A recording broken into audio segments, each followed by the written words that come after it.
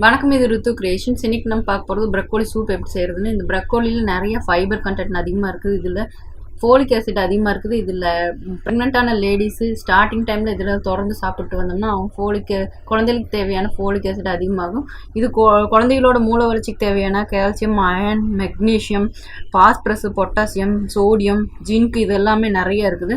அது இல்லாமல் இதில் கேன்சர் செல்லில் எதுக்கூடிய அதிகமான பீட்டா கேரட்டின் அது கூட இருக்குது.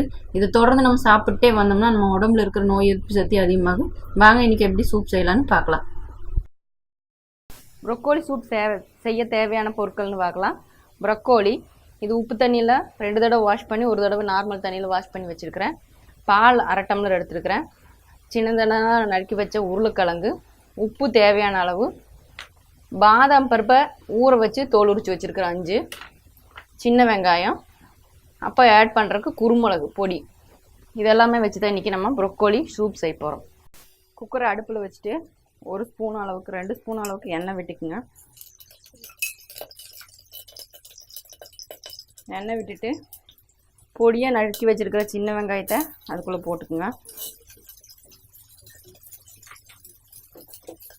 அதுக்கடுத்தது வாஷ் பண்ணி கட் பண்ணி வச்சுருக்கிற ப்ரக்கோலியை போட்டுக்குங்க.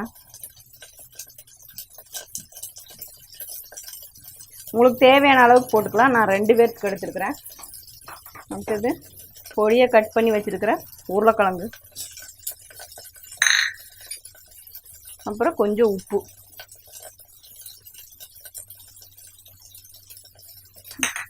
இதெல்லாம் போட்டு நல்லா வணக்கணும். கொஞ்ச நேரம் வணக்கிற முன்னாடி ஒரு டம்ளர் அளவுக்கு தண்ணி மூடி போட்டு மூடி ஒரு 2 விசில் வரைக்கும் விடுங்க.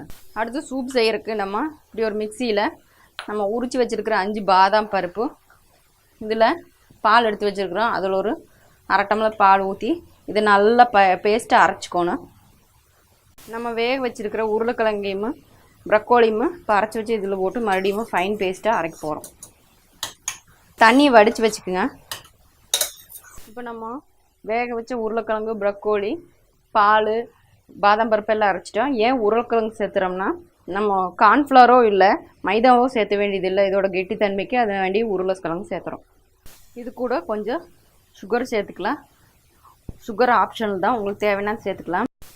அடுத்தது கொஞ்சம் குருமிளகா பொடி ஆட் பண்ணிக்கோங்க. சூப் கொஞ்சம் கெட்டியாக இருந்ததுன்னா ப்ரக்கோலி வேக வச்ச தண்ணி எடுத்து வச்சுருக்கோம்ல அதையும் கூட ஆட் பண்ணி நம்ம தண்ணி மாதிரி பண்ணிக்கலாம். இப்போ சூப் ரெடி ஆயிடுச்சு. இது குழந்தைகளுக்கு பெரியவங்களுக்கு எல்லாருமே குடிக்கலாம். இந்த வீடியோ பிடிச்சிருந்தா இந்த வீடியோவை லைக் பண்ணுங்கள். எங்கள் சேனலை சப்ஸ்கிரைப் பண்ணுங்கள். நன்றி, வணக்கம்.